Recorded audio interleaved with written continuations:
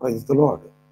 యేసుక్రీస్తు పేరిట అందరికీ ప్రేమపూర్వక వందనాలు తెలియజేసుకుంటూ, ప్రియ సహోదరులారా, ఈ సమయంలో కాసేపు మనం దేవుని వాక్యాన్ని శ్రద్ధగా ధ్యానించుకుందాం. కొలస్సీలకు రాసిన పత్రిక 3వ అధ్యాయము 12 నుంచి 17 వచనాల వరకు చదువుకొని మనం వాక్య ధ్యానంలోనికి వెళదాం. పరిశుద్ధ గ్రంథంలో నుంచి కొలస్సీలకు రాసిన పత్రిక, కొత్త నిబంధన గ్రంథం, కొలస్సీలకు 3వ అధ్యాయము 12 నుంచి 17 వచనాలు చూద్దాం. ఇక్కడ కాగా దేవుని చేత ఏర్పరచబడిన వారును పరిశుద్ధులను ప్రియులైన వారికి తగినట్లు మీరు జాలి గల మనస్సును, దయాలుత్వమును, వినయమును, సాత్వికమును, దీర్ఘశాంతమును ధరించుకోండి. ఎవడైనను తనకు హాని చేసినని ఒకని ఎడల ఒకనికొకడు సహించుతూ ఒకనినొకడు క్షమించుడి. ప్రభువు మిమ్మల్ని క్షమించులాగన మీరును క్షమించండి. వీటన్నిటిపైన పరిపూర్ణతకు అనుబంధమైన ప్రేమను ధరించుకునుడి. క్రీస్తు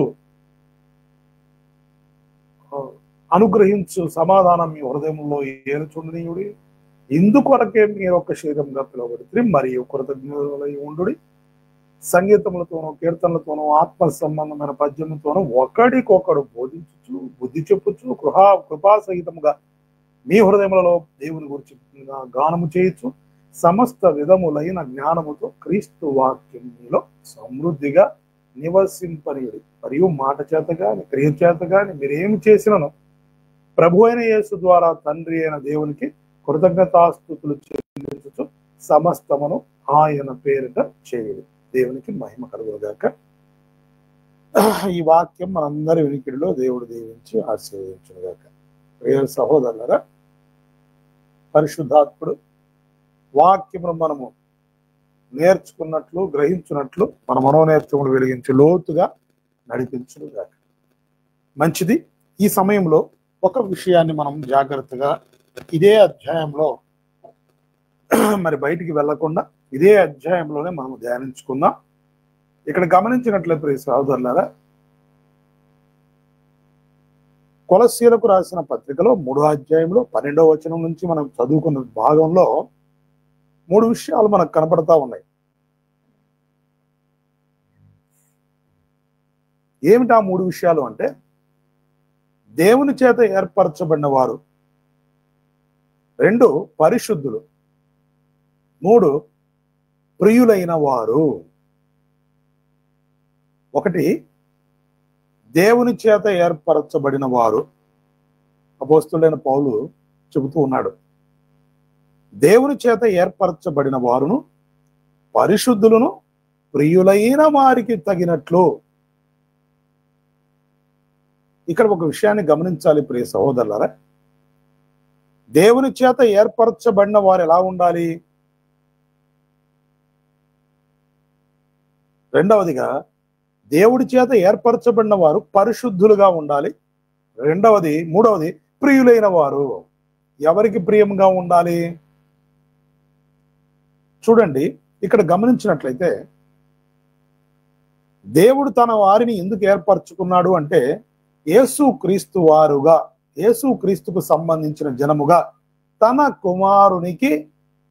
కుమారుని యందు నమ్మిక ఉంచి రక్షణ పొంది తన కుమారుని ద్వారా అందరినీ వారసులుగా చేసుకోవడానికి ఆయన ఏర్పరచుకున్నాడు. నిత్య జీవమును అనుగ్రహించడానికి అనాది సంకల్పమునే ఆయన అందరినీ కూడా ఏర్పరచుకున్నాడు క్రీస్తులో. ఎందుకు? యేసుక్రీస్తుకు సంబంధించిన వారముగా మనం బ్రతకడానికి, యేసుక్రీస్తుకు సంబంధించిన జనముగా మనము దేవునికి ప్రియముగా ఉండడానికి మనల్ని దేవుడు ఏర్పరచుకున్నాడు. అయితే యేసుక్రీస్తు తన యొక్క బలియాగము ద్వారా మరి ఆయన్ను విశ్వసించిన ప్రతి ఒక్కరిని ఒక పరిశుద్ధ జనముగా, ప్రియమైన సంఘముగా, వధువు సంఘముగా సిద్ధపరచడానికి ఆయన కలువరి శిలువలో మరణించాడు. రక్తాన్ని చిందించి ఆయన అందరి నిమిత్తము ప్రాణం పెట్టాడు. ఇప్పుడు ఆయన శిరస్సై ఉన్నాడు, మనము శరీరమై ఉన్నాం. పరిశుద్ధ సంఘము శరీరమై ఉన్నది. సంఘము, దేవుడు సంఘాన్ని ఎందుకు ఆయన ఏర్పరిచాడు అంటే క్రీస్తుతో అతకబడడానికి. లోకములో కులములను బట్టి, మతములను బట్టి, జాతిని బట్టి, వర్ణ భేదాలను బట్టి, ఇలా అనేక వాటిని బట్టి మనుషులు రకరకాల విభేదాలు పెట్టుకున్నారు. కానీ వాటన్నిటిలో నుంచి, పాపమనే బంధకాల్లో నుంచి విమోచించబడిన మనమైతే ఒకే ఇంటిలోనికి చేర్చబడి యేసు క్రీస్తు ద్వారా దేవునికి పిల్లలుగా మనం అవుతున్నాము. దేవుని చేత ఏర్పరచబడిన జనముగా, ఒకే శరీరముగా అతుకబడడానికి, ఒక్క శరీరముగా, ఒక్క జనముగా మనము దేవుని చేత ఏర్పరచబడ్డాము. వారు ఎలా ఉండాలని దేవుడు కోరుకుంటున్నాడంటే పరిశుద్ధులుగా ఉండాలి. ఈ భూమి మీద నా పోలికను నా బిడ్డలు, నా కుమారుని ద్వారా ధరించుకొని అనేక మంది ప్రజల మధ్య నా బిడ్డలు ప్రత్యేక పరచబడిన వారిగా జీవించాలి. ఇది దేవుని ప్రణాళిక భూమి మీద. మనం ఎలా ఉండాలంట? దేవునికి ప్రియమైన వారిగా ఉండాలి. ప్రియమైన వారిగా, ఎంత ప్రియమైన వారిగా అంటే యేసు ప్రభువును చూడండి, ఆయన సస్యేడుగా ఉన్నప్పుడు ఒక ఆకాశం నుండి ఒక స్వరం, మేఘములో నుంచి ఒక స్వరం, ఇతను నా ప్రియ కుమారుడు, ఈయన నా ప్రియ కుమారుడు. నీ కుమారుడు కాదు, కుమారుడు అనే దానికంటే కూడా ప్రియ కుమారుడు. ఎంత ప్రియమైన మాట. దేవుడు మనల్ని కూడా ఎలా చూడాలనుకుంటున్నాడంటే యేసు క్రీస్తు ద్వారా మనందరినీ ఆయన ఏర్పరచుకున్నాడు. యేసు క్రీస్తు ద్వారా మనందరినీ ఆయనకు శరీరముగా అమర్చడానికి ఇష్టపడ్డాడు. ప్రియమైన వారిగా చేసుకోవడానికి ఇష్టపడ్డాడు. అందుకోసమే కల్వరి శిలువలో ప్రాణం పెట్టాడు. ఆయన బలియాగం అయ్యాడు. ఆ ప్రాణ త్యాగము ఎందుకయ్యా అంటే దేవుడు పరిశుద్ధుడు గనక మనమందరము కూడా పరిశుద్ధులుగా బ్రతకడానికి, పరిశుద్ధులు అగుటయే గాని జారత్వము చేయుటకు దేవుడు మనల్ని పిలవలేదు అని వాక్యము సెలవిస్తూ ఉంది. అంటే పరిశుద్ధులు అవ్వాలి, పరిశుద్ధులు అగుతూ ముందుకు నడవాలి. దేవుని వాక్యం స్పష్టంగా చెప్తుంది పరిశుద్ధులు అవ్వాల్సిందే. ఎందుకంటే ఆయన పరిశుద్ధుడు గనక, ఆయన నుంచి వేరైపోయి మనం ఉన్నాము గనక, ఆయనకు దగ్గర అవ్వాలంటే తిరిగి మనము పరిశుద్ధతను ధరించుకోవాలి. గనకే మన పాపములు దేవునికి అడ్డము రాకుండా తీసివేయటకే యేసుక్రీస్తు ప్రత్యక్షమయ్యాడు. కాబట్టి దీన్ని మనం విశ్వసించిన వారముగా ఎలా ఉండాలని ప్రభువు కోరుకుంటున్నాడంటే పరిశుద్ధులముగా బ్రతకాలి, పరిశుద్ధంగా జీవించాలి, లోకమునకు వేరే ప్రత్యేకపరచబడిన వారముగా, లోకమందు ఒక జ్యోతుల వలె దేవుని వెలుగును కనబరిచే వారముగా, దేవుని యొక్క పోలికను చూపించే వారముగా, దేవుని స్వభావమును అనేక జనులకు చూపించే వారముగా క్రైస్తవులు బ్రతకాలని దేవుడు ఏర్పరచుకున్నాడు. ఇందుకు యేసు ప్రభు వారు మన కోసం ప్రాణం పెట్టాడు. మంచిది. అయితే ఇక్కడ చూడండి ప్రియ సహోదరులారా, దేవుని చేత ఏర్పరచబడిన వారు, పరిశుద్ధులు, ప్రియులైన వారు ఎలా ఉండాలని కోరుకుంటున్నాడు? ఒక్క శరీరముగా పిలువబడిన వారందరూ ఎలా ఉండాలని దేవుడు కోరుకుంటున్నాడంటే కొత్త నిబంధనలో ఎన్నో మార్లు, ఎన్నో చోట్ల ఎన్నో విషయాలు ఉన్నాయి. అయితే ఇక్కడ ఒకే చోట కొన్ని విషయాలను అపోస్తలుడైన పౌలు కొలస్సీయులకు రాస్తూ ఈ విధంగా వివరిస్తూ ఉన్నాడు. పరిశుద్ధాత్ముడు ఇదిగో ఇక్కడ మన ముందు ఉంచాడు. ఒక్క శరీరముగా పిలువబడిన వారందరూ అనగా దేవుని చేత ఏర్పరచబడిన వారుగా, పరిశుద్ధులుగా, ప్రియులైన వారుగా మనం ఉండాలని, మనమల్ని ఒక్క శరీరముగా క్రీస్తుతో అతికించడానికి, మనమే ఆయన శరీరము, మనమే ఆయనకు శరీరముగా అతకబడాలని దేవుడు ఏర్పరచుకున్నాడు. అయితే ఆ విధంగా మనం ఉండాలి అంటే, ఒక్క శరీరముగా మనందరము ఉండాలి అంటే కొన్ని క్వాలిటీస్ ఇక్కడ రాయబడ్డాయి. సంఘములో ఉన్న విశ్వాసులు, సేవకులైనా, పెద్దలైనా, పరిచారకులైనా, విశ్వాసులైనా వేరువేరుగా వాళ్ళు ఏమీ లేరు. క్రీస్తునందు అందరము సహోదరులమే, అందరము ఒక్కటే దేవుని దృష్టిలో. కాకపోతే ఎవరికి అప్పగించిన కృపావరమును బట్టి వారి పనులు జరుగుటకు దేవుడు అనుమతించాడు అంతే. ఇక్కడ ఎవరు గొప్ప కాదు, ఎవరు లేరు. గొప్పవారు అంటే ఎవరూ లేరు. అందరికీ అంటే గొప్పవాడు యేసు ప్రభు వారు మాత్రమే. నేడు ఈ సంగతిని మర్చిపోయినటువంటి వారు అనేకులు. ఇక మనం దాని గురించి చెబితే చాలా పెద్ద విషయం అవుతుంది.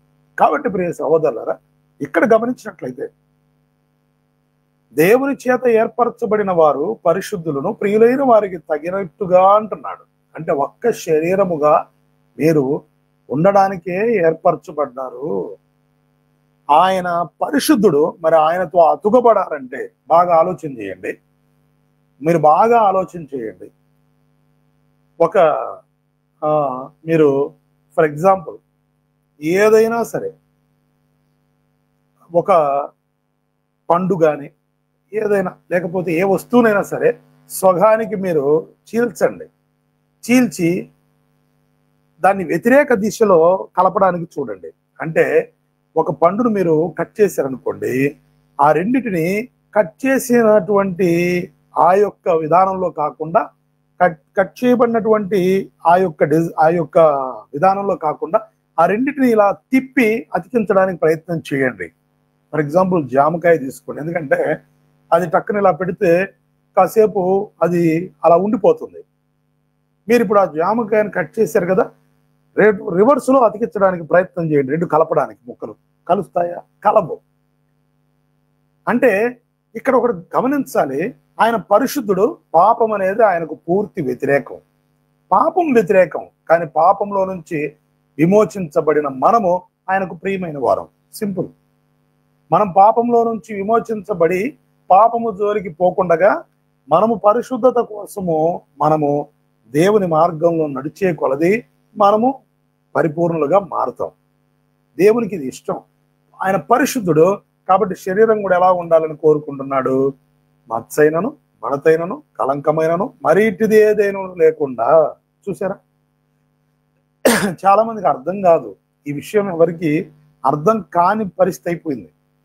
అర్థం కావట్లేదు. ఈ కాలంలో సరైనటువంటి వాక్య అవగాహన లేని వారందరూ సేవకులు అయిపోయారు. ఇప్పుడు బైబుల్ ట్రైనింగ్ చేయడం, ఫిలాసఫీలు అంటారు, లేకపోతే ఇంకా ఏదేదో రకరకాల భాషలు వచ్చేసాయి. రకరకాలు వచ్చేసి రకరకాల పుస్తకాలు చదివేసి జ్ఞానం విపరీతంగా పెంచుకొని బైబిల్లో ఉన్న విషయాలను మర్చిపోయే స్థితికి వెళ్ళిపోయారు ఈ రోజు నేడు ఉన్న సేవకులు. ఇక్కడ స్పష్టంగా చెప్తున్నాడు ఏంటంటే, ఒక శరీరంగా మనం ఆయనతో అతుకబడాలి. ఆయన పరిశుద్ధుడు. అందుకే ఎలా ఉందంట, వేశ్య శరీరాన్ని తీసుకొచ్చి ఆయనతో అతికించగలమా? కుదరదు అంటాడు. అంటే జారత్వం చేసేటువంటి స్థితిలో ఉన్న యేసు ప్రభుతో అతకగలగలరా? కాదంటున్నాడు. అంటే ఆయనతో అతకడానికి మనము సరిపోయే విధంగా ఉండాలి. కాబట్టి మనందరి దోషములు ఆయన మీద వేసి ఆయన నలగొట్టాడు దేవుడు. కాబట్టి ప్రభువు మనకు చూపిన ఈ మహాకృపను బట్టి మనం ఏం చేయాలని దేవుడు కోరుకుంటున్నాడంటే, దేవుడి చేత ఏర్పరచబడిన మనము పరిశుద్ధులుగా బ్రతకడానికి, ప్రియమైన వారిగా మారి దేవుని యొక్క కుమారుడైన యేసు క్రీస్తుతో మనం అతుకబడడానికి దినదినము మార్పు చెందాలి. ఇది దేవుని వాక్యం. ఈ సంగతి చాలా మందికి అర్థం కావట్లేదు అనేదే నా బాధ. ఎందుకంటే యేసు ప్రభు పరిశుద్ధుడు. ఆయన పరిశుద్ధుడు. శిరసేమో పరిశుద్ధుడు, పరిశుద్ధత కలిగిన. ఇప్పుడు శరీరం వెళ్ళి మరి ఈ శరీరం అంతా అపవిత్రమైన శరీరంగా ఉండి, సంఘం అనేది అపవిత్రంగా ఉంటూ, ఆయన కోరుకున్న రీతిలో కాకుండా, ఆయన విమోచించిన రీతిలో కాకుండా, ఆయన కోరుకున్న ప్రణాళిక చొప్పున కాకుండా ఆయన శరీరం పోయి శిరస్సుతో అతకాలంటే కుదరదు. బాగా ఆలోచించాలి. ఏ శరీరానికి, ఏ శిరస్సుకు ఆ శరీరమే అమర్చాలి. అంతేగాని వేరే తీసుకొచ్చి అతకదు. ప్రియ సహోదరులారా, ఎందుకు ఇదంతా చెప్పాల్సి వస్తుంది అంటే, ఎలా ఉండాలి? ఏక శరీరముగా పిలువబడిన మనందరము ఎలా ఉండాలి? సంఘము ఏక శరీరముగా ఉండి, ఏక శరీరముగా ఎలా ఉండాలని, ఎలాంటి లక్షణాలు, ఎలాంటి గుణగణాలు కలిగి ఉండాలని ఇక్కడ చెబుతున్నాడో ఒక్కొక్కటి మనము చూద్దాం. ఎలా ఉండాలి సంఘంలో? సంఘం అంటే ఎలా ఉండాలని దేవుడు కోరుకుంటున్నాడు? ఎలా ఉండాలని దేవుడు ఏర్పరచుకున్నాడు? చూడండి. మొట్టమొదటి, జాలి గల మనస్సు. ఏం మనస్సట? జాలి గల మనస్సు. ఈరోజు సంఘానికి యేసు క్రీస్తు ప్రభువారు స్వరక్తమిచ్చి కొన్న సంఘంలో లేనిది ఏంటంటే జాలి గల మనస్సే. యేసు ప్రభు వారికి జాలి, కనికరము, దయ అన్నీ ఉన్నాయి. ఆయన గుణాలు మనము ప్రజ్వలింపజేయాలి. వాస్తవానికి ఆయనకున్న సద్గుణాలను మనము చూపించగలిగే విధంగా సంఘం ఉండాలి. అందుకు శరీరము అని మమ్మల్ని ఆయన పిలుస్తున్నాడు. అంటే శిరస్సు యొక్క ఘనతను కాపాడాల్సిన బాధ్యత శరీరముగా ఈ భూమి మీద, ఈ లోకంలో ప్రభు వచ్చేంత వరకు కూడా ఆ శిరస్సుకు ఘనత ఇచ్చేటువంటి స్త్రీగా, సామెతల 31వ అధ్యాయంలో కనపడే స్త్రీగా మనం బ్రతకాలి. అది దేవుడు కోరుకుంటున్నాడు. కానీ ఇది ఎంత మటుకు మన అర్థమవుతుందో చూడండి. జాలిగల మనస్సు ప్రభు కోరుకుంటుంది. ఏం కోరుకుంటున్నాడట? మనము శరీరముగా ఉండాలి అంటే, అనగా యేసుక్రీస్తు ప్రభు వారి రక్తంలో కొనబడి పాపంలో నుంచి విమోచించబడి ఒక శరీరముగా ఉండడానికి సంఘంలో చేర్చబడితే, ఒక్క శరీరం, బాగా గుర్తుపెట్టుకోండి. బాప్టిస్ట్ ఒకటి, పెంతెకోస్తు అని ఇంకొకటి, లూథరన్ అని ఇంకొకటి, బ్రదరన్ అని ఇంకొకటి, లేకపోతే ఇంకొకటి ప్రపంచంలో వేల డినామినేషన్లు పుట్టుకొచ్చేసాయి. నేను అనేది వీటి గురించి కాదు. నువ్వు ఎక్కడున్నావో, నువ్వు ఎక్కడ వాక్యం వింటున్నావో తర్వాత విషయం ఏంటి. నువ్వు ఓకే, నువ్వు వెళ్తున్నావు, వాక్యం వింటున్నావు, నువ్వు ఎక్కడెక్కడ ఏ డినామినేషన్లో నువ్వు పాతుకుపోయావో నాకు తెలియదు. కానీ దేవుని వాక్యం సెలవిస్తా ఉంది అంటే ఒక్క శరీరముగా అతకబడే వాళ్ళ గురించి చెప్తున్నాడు. ఇక్కడ ఒక మాటలో చెప్పాలంటే సార్వత్రిక సంఘం గురించి చెప్తున్నాడు. ఒక్క శరీరముగా, దయచేసి అర్థం చేసుకోండి. ఈ శరీరంలో నువ్వు ఉన్నావో లేదో, నేను ఉన్నాను లేదో పరీక్షించుకోవాలి. రోజు నువ్వు ఏ డినామినేషన్లో ఉన్నావో అనవసరమైన విషయం అది. నువ్వు ఏ సిద్ధాంతాలు పాటిస్తున్నావో, నీకు నువ్వు సిద్ధాంతాలు ఏర్పరచుకొని నీకు నువ్వు ఒకవేళ అవలంబిస్తున్నటువంటి మనుష్యుల పద్ధతులు, కట్టడాలు ఉన్నాయేమో మనకు తెలియదు. ఆ విషయం తర్వాత విషయం. అవన్నీ మనం పరీక్షించుకోవాలి. కానీ ఒక్క శరీరముగా అతకబడేటువంటి ఆ శరీరంలో, రేపు క్రీస్తుతో అతకబడే ఆ శరీరంలో ఇంతకు మనం ఉన్నామా లేదా అనేది ఇక్కడ పాయింట్. కాబట్టి ఇక్కడ సమస్తము సంఘమంతా కలిపి ఒక శరీరముగా ఇక్కడ భావిస్తూ మాట్లాడుతున్నది. అందులో మనం ఉన్నామో ఊడిపోతున్నామో జాగ్రత్త. ఈ అంత దినాల్లో పరీక్షించుకో. చూడండి, జాలిగల మనస్సు అంటున్నాడు. జాలిగల మనస్సు ఏమిటి? జాలిగల మనస్సు ఆలోచన చేయండి. ఎలా ఉండాలట జాలిగల మనస్సు? ఒక్కసారి యోహాన్ రాసిన మొదటి పత్రిక. ఇది చాలా మందికి మింగుడు పడదు. పడకపోయినా మనం చేయగలిగింది ఏమీ లేదు. చూద్దాం. యోహాన్ రాసిన పత్రిక 3వ అధ్యాయము 13వ వచనం. సహోదరులారా, లోకం మిమ్మల్ని ద్వేషించిన ఎడల ఆశ్చర్యపడకుడి, మరియు సహోదరులను ప్రేమించుచున్నాము గనక మరణంలో నుండి జీవంలోనికి దాటి ఉన్నామని ఎరుగుదుము. ప్రేమ లేని వాడు మరణమందు నిలిచి ఉన్నాడు. తన సహోదరుని ద్వేషించువాడు నరహంతకుడు. ఏ నరహంతకుడు యందును నిత్య జీవం ఉండదని మీరు ఎరుగుదురు. ఆయన మన నిమిత్తము తన ప్రాణం పెట్టిన గనక దీని వలన ప్రేమ ఎట్టిదని తెలుసుకునిచున్నాము. మనము కూడా సహోదరుల నిమిత్తం మన ప్రాణమును పెట్టబద్దులమై ఉన్నామని ఈ లోకపు జీవనోపాధి గలవాడై ఉండి తన సహోదరునికి లేమి కలుగుట చూచియు అతని ఎడల ఎంత మాత్రము కనికరము చూపని వాని యందు దేవుని ప్రేమ ఎలాగు నిలుచును? దేవుని ప్రేమ చూసారా? జాలి, కనికరం, దయ, ఇంక ఇవన్నీ మనము ఆలోచన చేసుకోవాలి. ఇక్కడ యోహాన్ అంటున్నాడు, మనందరము దేవుని పిల్లలమని చెప్పుకుంటున్నాం కదా, మనందరము యేసుక్రీస్తుకు చెందిన వారమని చెప్పుకుంటున్నాం కదా, మనం అందరము మరణంలో నుంచి జీవంలోకి దాటి ఉన్నామని చెప్పుకుంటున్నాం కదా, ఆయన రక్తంతో కొనబడి ఉన్నాం కదా, ప్రేమ లేని వాడు మరణమందు నిలిచి ఉన్నాడు, జాగ్రత్త అంటున్నాడు. ప్రేమ లేని వాడు మరణమందు నిలిచి ఉన్నాడు. ఏంటి ప్రేమ? చూడండి, అక్కడే అంటున్నాడు. చూడండి, ఏ నరహంతకుని యందు నిత్య జీవం ఉండదని మీరు ఎరుగుదురు. తన సహోదరుని ద్వేషించువాడు నరహంతకుడు. పైపైన ప్రేమించేటి కంటే పైపైన ప్రేమలు ఎలాంటి అంటే చాలా ప్రమాదంలో తీసుకెళ్తాయి. ఎవరిని ఎదుటోళ్ళని కాదు, మనల్నే. మనం పైపైన ప్రేమలు చూపించామనుకోండి, దాన్ని కపటం అనేది దేవుని వాక్యం సెలవిస్తూ ఉంది. చాలా మంది అంటారు, మా లోపల ప్రేమ ఉందండి, పైకి మేమేం అనలేము. చాలా మంది ఇలాంటి మాటలు వాడుతూ ఉంటారు. కానీ దేవుని వాక్యం అంటే చెప్పట్లా. లోపల ప్రేమించడం కంటే బహిరంగంగా గద్దించడం మేలు. ఇంకా చాలా విషయాలు ఉన్నాయి. ఇక్కడ గమనిస్తే ప్రియ సహోదరులారా, ఇక్కడ ఏమంటున్నాడు? ద్వేషించువాడు, తన సహోదరుని ద్వేషించువాడు. పైకేమో praise lord brother, praise lord అక్క, ప్రైజ్ లాడ్ అన్న అని ఇలా ఎవరికి వాళ్ళు దేవుని బట్టి వందనాలు చెప్పుకోవడం మాత్రమే కాదు, ఎదుటి వాని పట్ల నీ హృదయంలో ఏముంది, ఇది ముఖ్యం. నీ లోపల ద్వేషం పెంచుకుంటూ వారి పట్ల నువ్వు ద్వేషాన్ని రగుల్చుకుంటూ నీ హృదయంలో కఠినత్వాన్ని కోరుకుంటూ నువ్వు ఏమాత్రము పైన నువ్వు వందనాలు చెప్పినా, ప్రైజ్లాడులు చెప్పినా, ఎన్ని చెప్పినా ప్రభు అంటున్నాడు, నువ్వు కఠినాత్ముడివే, ద్వేషించేవాడివే, నరహంతకుడివే అంటున్నాడు. అంటే అర్థం ఏంటి? ఈరోజు చాలా మందికి చిన్న విషయాన్ని చెప్తానేనండి.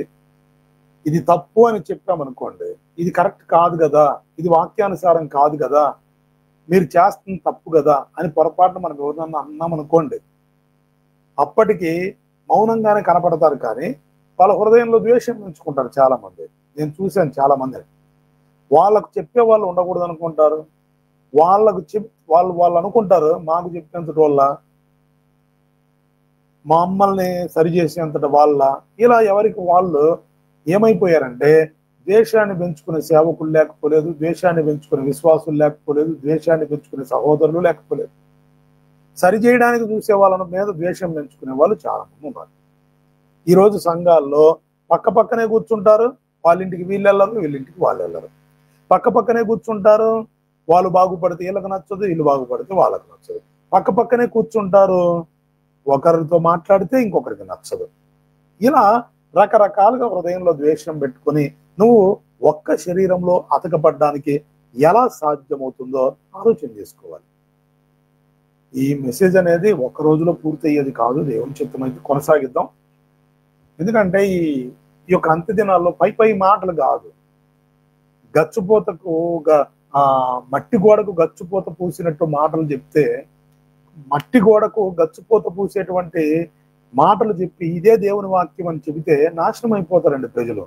అలా కాదు, మట్టి గోడను బయటికి కనిపించేటట్టుగా, ఇదిగో నువ్వు మట్టితో కట్టుకున్నావు, నువ్వు పైన పూత పూసుకోవడం వల్ల ప్రయోజనం లేదు, నువ్వు రాయి మీద కట్టబడాలి, పునాది మీద వేయబడాలి, నువ్వు బలమైన పునాదులు వేసుకోవాలి, బలమైన గోడలు నిర్మించుకో దేవునిలో అని చెప్పి సరిదిద్దగలిగిన వాక్యం మాత్రమే ప్రయోజనకరం. ఇలా కాకుండా ఈ మధ్యకాలంలో చాలా చాలా మంది వస్తున్నారు అఫీషియల్స్ అంతా. ఇలాంటి వాళ్ళందరూ కూడా ఎవరిని బాధ పెట్టరు, నొప్పించరు. ఇలాంటి వాళ్ళ గురించి మనం మాట్లాడుకున్నాం. చూడండి, ఇక్కడ విషయం ఏంటంటే మనకు లోపల ద్వేషాలు ఉన్నాయి. నేడు సంఘాల్లో ఒకరికొకరు నచ్చదు, ఒకరికొకరు ఎవరికి కూడా ఏమాత్రము కూడా దయగలిగిన స్వభావం లేదు, జాలి కలిగిన మనస్సు లేదు, మనసులో విరోధ భావాలు ఉన్నాయి. మనసులో చూడండి, ఇక్కడ ఒక మాట అంటున్నాడు, ఆయన మన కోసం ప్రాణం పెట్టాడు కాబట్టి మనం కూడా ప్రేమ ఎట్టిదని తెలుసుకునిచున్నాము. దీనివల్ల అంటే ప్రాణం పెట్టమనా, చచ్చిపోమనా? ఇక్కడ ఒక మాట చెప్తానేనండి, చనిపోమని కాదు ఇక్కడ అర్థం. నీవు ఆయన నీ కోసం ప్రాణం పెట్టాడు అంటే నువ్వు పాపంలో ఉన్నావని విమోచించడానికి, నువ్వు బాధలో, ఇబ్బందులో, ఇరుకులో, నీవు మూలుగుల్లో, దాస్యత్వంలో ఉన్నావని నీ కోసం ఆయన విడిపించడానికి ప్రాణమే పెట్టినప్పుడు, నీలాంటి స్థితిలో ఉన్న మరొక సహోదరుణ్ణి విడిపించడానికి నీకు జాలి కలిగిన మనస్సు అవసరం. ఈరోజు చాలా మంది వాడి కర్మ అంటున్నారు, చాలా మంది మనకెందుకు అంటున్నారు, చాలా మంది మనం ఏం చేయగలుగుతాం అంటున్నారు. తప్పు కదా, తప్పు కదా. దేవుని వాక్యం అలా సెలవు ఇవ్వట్లేదు కదా. యేసు ప్రభు వారు అలా అనుకుని ఉంటే నీ బ్రతుకు నా బ్రతుకు ఏమై ఉండేది? నీవు పాపం చేశావు, నాకేమవసరం అనుకున్నాడు అనుకోండి ప్రభు. ఈరోజు మన జీవితం ఏంటి? నేను చెప్పిన మాట అనకుండా నువ్వు దూరం అయిపోయి పాపం చేశావు, నేను నీకు ఆజ్ఞిస్తే మూర్ఖుడా నువ్వు ఇంత పని చేశావు అని చెప్పి ఆదామును క్షమించలేని మనసుతో ప్రభు ఉండింటే, ఈరోజు ఆదాములో నుంచి వచ్చిన మనందరం కూడా నశించిపోయేవారమే కదా. మన జీవితాలు ఎందుకు పనికి రాకుండా పోయేటే కదా. కానీ జాలి కలిగిన మనస్సు ఆయన జాలి కలిగిన హృదయం కలిగిన వాడు, జాలి గల మనస్సు గలవాడు. నువ్వు తప్పు చేస్తే నాకేంటి, నువ్వు బాధలో ఉంటే నాకేంటి, నువ్వు ఇబ్బందిలో ఉంటే నాకేంటి, నువ్వు నరకానికి పోతే నాకేంటి, నా నుంచి దూరం అయిపోయావు, నేను చెప్పిన మాట వినలేదు, నువ్వు చెప్పింది వినలేదు కాబట్టి నీ అగచోట్ల నువ్వు పడరా అని ఆయన విడిచిపెట్టలా. తను తాను తగ్గించుకొని మహిమ కలిగిన సింహాసనం మీద నుంచి ఈ మహిలోనికి దిగి వచ్చి ఒక పశువుల తొట్టిలో పరుండే స్థాయికి, ఆయన పరుండబెట్టే స్థాయికి ఆయన తగ్గించుకున్నారు. ఎందుకంటే ఆయన వధించబడేటకు వచ్చిన గొర్రె పిల్లగా ఉన్నాడు. అందుకే పశువుల తొట్టిలో పరుండబెట్టాడు, భూమిలోనికి ఆయన వచ్చాడు. రే సహోదరుడా, మరి ఆయన అంతగా తగ్గించుకొని పాపాత్మమైన మన కోసం ప్రాణం పెట్టడానికి ఆయన తగ్గించుకొని జాలి కలిగిన మనస్సు మన పట్ల చూపించినప్పుడు మనము మనలాంటి స్థితిలో ఉన్న ఇతర సహోదరుల నిమిత్తం జాలి కలిగిన మనస్సు చూపించగలుగుతున్నామా? ఇది ప్రశ్నించుకోండి దయచేసి. బలహీనులను బలపరచగలిగేటువంటి మనసు మన దగ్గర ఉందా? కొంతమంది అంటారు, నువ్వు బాధలో ఉంటే నాకేం అవసరం, నువ్వు ఇబ్బందిలో ఉంటే నేను ఇబ్బందిలో పడాలా, నువ్వు నువ్వు ఇబ్బందిలో ఉంటే నేను కూడా ఇబ్బందులు పాలవ్వాలా, నాకేమంత అవసరం, నాకేమండి. ఇలాంటి మాటలు చాలా సిల్లిగా కనపడతాయి. ఎందుకంటే ఒకసారి గుర్తుపెట్టుకోండి ప్రియ సహోదరులరా, నువ్వు ఎవరివైనా సరే, నువ్వు ఎంత పెద్ద సేవకుడు అయినా, ఎంత పెద్ద బోధకుడు అయినా, నువ్వు ఎంత పెద్ద వ్యక్తివైనా పర్లేదు, కానీ ఒకటి మాత్రం గుర్తుపెట్టుకో, ఒక వ్యక్తిని మంచి దారిలోకి తీసుకురావడానికి అనేక మార్లు ప్రయత్నించే, ఒకవేళ దేవుడు అతనికి హృదయము తెరచి మారడానికి అవకాశం ఒకవేళ ఇస్తాడేమో, అపవాది ఊరిలో నుంచి వాడిని తీసుకురావడానికి దేవుడు అవకాశం ఇస్తాడేమో, కన్నులు తెరుస్తాడేమో. కొద్దిగా ఓపిక పట్టాలి. లేదు, బాధలు ఇబ్బందుల్లో ఉంటారు, అలాంటి వారి కోసం ప్రార్థన చేయి. వాళ్ళ బాధలు పోవాలి ప్రభువా, వాళ్ళ భారము తీసివేయబడి ప్రభువా నీలో స్థిరంగా నిలవాలి ప్రభువా, వారు చేయి చాపేవారిగా కాకుండా అనేకులకు ఇచ్చేవారిగా మారాలి ప్రభువా అని ఇలా కోరుకు. అంతేగాని వాళ్ళంతే, వాళ్ళ బ్రతుకు అంతే, ఇక వాళ్ళ జీవితం అంతే, వాళ్ళు పనికిరారండి, వాళ్ళ జీవితాలు అంతే, ఇది కాదు దేవుడు కోరుకుంటున్నాడు. ఈరోజు యేసుక్రీస్తు సంఘంగా పిలువబడుతున్న మన జీవితాలు క్రైస్తవులం అని చెప్పుకొని బైబిల్ చేత పట్టుకొని తెల్లటి వస్త్రాలు వేసుకుని, ఒక రంగుల వస్త్రాలు వేసుకుని, టీవీగా మేము చర్చికి పోతున్నామని చెప్పి అందరి ముందు పోతున్న బ్రతుకులు ఈరోజు ఎంతమంది కరెక్ట్ గా ఉన్నారో ఆలోచన చేసుకోండి.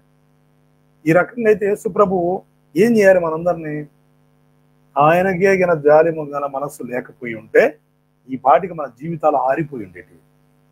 కానీ ఈరోజు నువ్వు ఏ స్థితిలో నుంచి వచ్చావో మర్చిపోయావు, నువ్వు ఏ స్థితిలో నుంచి పడ్డావో మర్చిపోయావు, ఏ స్థితిలో దేవుడిని నిలబెట్టాడో మర్చిపోయావు. ఈ రోజు మిగతా వాళ్ళను హేళన చేసి మాట్లాడుతున్నావు, మిగతా వాళ్ళను వెక్కిరించి మాట్లాడుతున్నావు, మిగతా వాళ్ళను ఎగతాళిగా చూస్తున్నావు, మిగతా వాళ్ళను తక్కువ చూపు చూస్తున్నావు.